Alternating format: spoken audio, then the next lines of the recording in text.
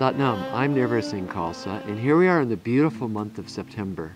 Here in the northern hemisphere, it's the beginning of the end of summer, although you can see it's just an amazing, beautiful, sunny, warm day here.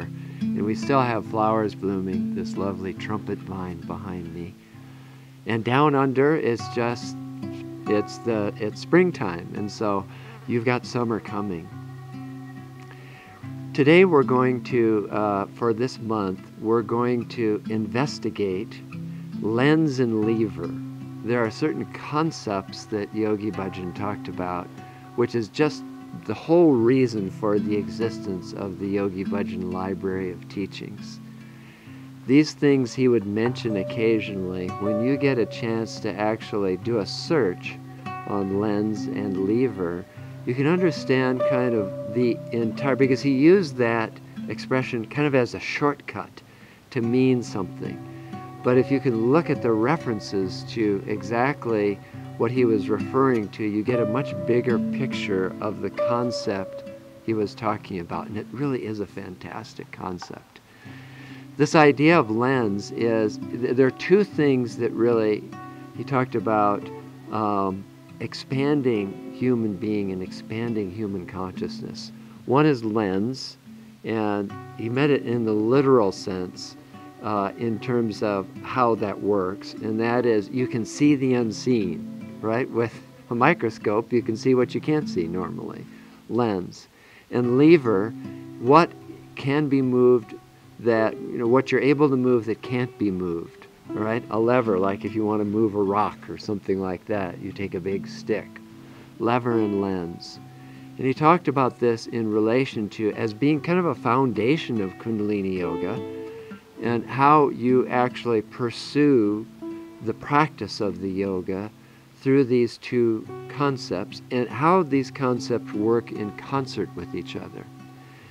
The idea of seeing the unseen is a big theme in his teachings, and because you're mostly unknown and unseen anyway. 80% of you relates to the infinite of you, the creator of you, the God of you. Your entire existence as you operate in this world is pretty mysterious. And your mastery of that mystery comes from having a relationship with your unknown and unseen. And so he'd always say, know the unknown, see the unseen, establish a relationship with the infinite part of you. And this leverage is how you get things done, how you're able to move things in the world. It's interesting, he talked about angles in Kundalini Yoga, and how you have to have a certain angle to move things if you're using a lever. But one really fascinating comment he made is that this leverage is, the angle is, you can use it to your advantage or you can use it to your disadvantage. The most advantageous angle that you have is the angle of zero. Isn't that great? No angle at all. Because what that actually means in the reference is that you're not relying on, your money, your wealth, your personality, your emotions, your position in the world, your status, your job, your work, your family, anything that you identify with. You're turning that leverage, that ability to move things that can't be moved, more to an infinite part of you. So once again, that's relationship with your unknown. You bring yourself to a zero. That's why in the meditative process, we always like to come to that 0 point, to that shunya point, to that 0 point. So the infinite can work for you. Because otherwise, if you're using your leverage just with your kind of will and your power and your influence, there's only so much that can be moved, and there can be a reaction to that. But when you're using the leverage of your consciousness and your awareness of letting your infinity, letting the God within you and without you work for you, then really good things happen. You don't create karmas, number one. The second thing is that the unseen works for you as well. So lens and lever always work together. This is really great stuff to look up on the Yogi Bhajan Library of Teachings. So today we're going to use a lens mantra. He specifically said this is a lens mantra, and that is Ad Sach, Jagad Sach, Habi Sach, Nanak Hosi Bi Sach.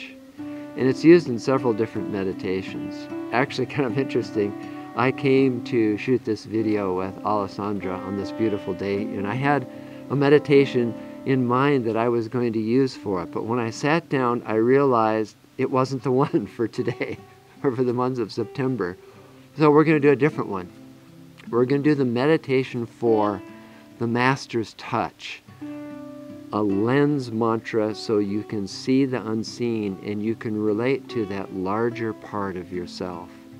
The Master's Touch mantra and meditation was originally taught and is recommended that you do it 2.5 hours. Certainly if you want to do that for this month of September, God bless you, because you will be great. But we'll do it for 11 minutes. We'll set that so that you can get a feeling for the mantra and the meditation. He really said so much about this particular, and you can look it up anywhere on the internet about exactly, all the dimensions that happen during this practice of this meditation.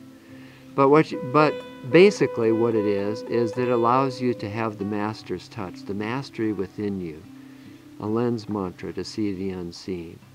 So of course we'll do the tune-in mantra, Om Namo Gurudev Namo, 3 times on a breath.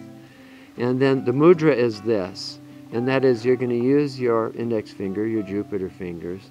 The right face is out, the left face is in. You're going to have the fingertips touching. And you're going to hold this up at about a 45-degree angle to the body. You'll sit up tall. He was saying perfectly like Lord Buddha meditating. Neck and neck lock, eyes slightly open and gazing at the tip of the nose. And then you're going to chant the mantra in a monotone. Ad Sach, Jagad Sach, Habi Sach, Nanak Hosi Bi Sach. And did you notice how I emphasized that CH sound? That is really a key for the effectiveness of the mantra.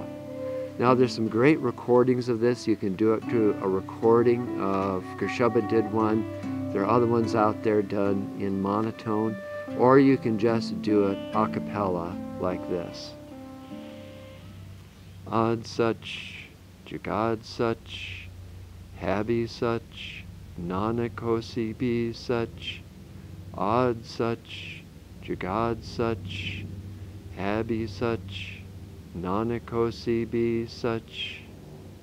And did you notice I didn't pause really, except for kind of like singing breaths in between the mantra? You want to keep it continuous. So this is what we're going to be practicing today. By all means, look up this idea of lens and lever in Yogi Bhajan's Library of Teachings. We just started an endowment for the Library of Teachings. You can see it on the home page and read a little bit more about it. Our idea with this is that we want to start a savings plan so we can get a certain amount of money. Our goal is $11 million, an endowment just like Harvard or any other big university, so that we can operate, the operations keep making the Library of Teachings available, to keep improving it, so that we can keep it free forever for everybody. And so take a look at that, study, donate, have fun with the Yogi Bhajan Library of Teachings. And we'll see you in October. Sat Nam.